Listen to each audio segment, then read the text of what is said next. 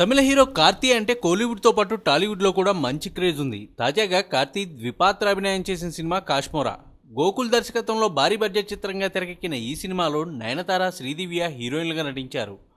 Fantasy జోనర్లో రూపొందించిన ఈ cinema ఈ రోజు తమిళంలో పాటు తెలుగు, మలయాళం, కన్నడ భాషల్లో ప్రేక్షకుల ముందుకు వచ్చింది. ఈ సినిమాకి పీవీపీ, ఎస్ఆర్ ప్రకాష్ బాబు, ఎస్ఆర్ ప్రభు నిర్మాతలుగా వ్యవహరించారు.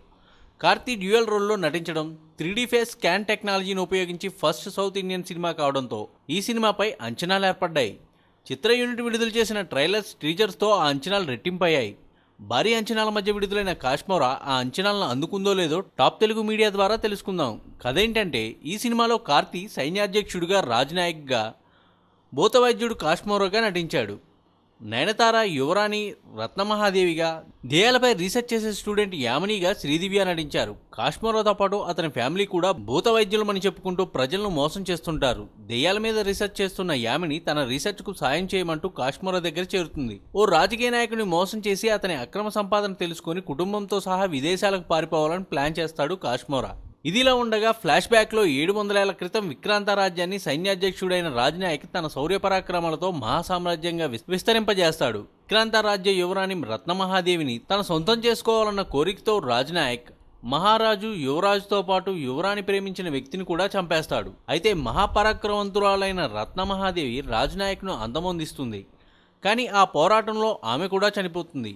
చనిపోతూ రాజ్నాయక్ ఆత్మకు శాంతి కలక్కోకుండా ఎప్పటికీ భూలోకంలోనే ప్రేతాత్మగా ఉండిపోవాలని శపిస్తుంది. అప్పటి నుంచి తన శాప విముక్తి కోసం ఆత్మగా ఎదురు చూస్తుంటాడు రాజ్నాయక్. మరి రాజ్నాయక్ శాప విమోచనం అయ్యిందా? అనుకున్నట్లుగా కాశ్మోరా విదేశాలకు పారిపోయాడా? కాశ్మోరాకు రాజ్నాయక్కు సంబంధం ఏంటి అన్న ఆసక్తికర విషయాలు తెలుసుకోవాలనుకుంటే సినిమాను వెండితెరపై చూడాల్సిందే. ఇక కథనంలోకి వెళ్తే, 700 ఏళ్ల క్రితం నాటి ఓ శాపానికి ప్రస్తుతం భూతవైద్యుడిగా కాలం గడుపుకుంటున్న ఓ కుటుంబానికి మధ్య సినిమా సాగుతుంది. ఆత్మల్ని పైకి పంపిస్తానంటూ కాశ్మోరా అతని తండ్రి చేసే మ్యాజిక్లతో ఫస్ట్ హాఫ్ సాగిపోగా సెకండ్ హాఫ్ ఫ్లాష్ బ్యాక్ ఎపిసోడ్తో నడుస్తుంది. ఎవరు ఎలా చేశారో చూద్దాం. రాజ్నాయక్గా కాశ్మోరాగా 2 విభిన్న పాత్రల్లో కార్తీ ఆకట్టుకున్నాడు. కాశ్మోరాగా కామెడీ పండిస్తూనే రాజ్నాయక్ పాత్రలో క్రూరమైన విలన్గా మెప్పించాడు. అందంగా కనిపిస్తూనే పరాక్రమవంతురాలైన యువరాణి రత్నమహాదేవి పాత్రలో నయనతార సూపర్బ్ అనిపించింది. శ్రీదివ్య పాత్రకి చెప్పుకోదగ్గ ప్రాముఖ్యత లేదు. వివేక్ చాలా సన్నివేశాల్లో నవ్వించారు. 700 ఏళ్ల క్రితం జరిగిన సంఘటన ప్రస్తుత పరిస్థితులకు ముడిపెడుతూ సినిమాను చక్కగా తెరకెక్కించాడు దర్శకుడు గోకుల్.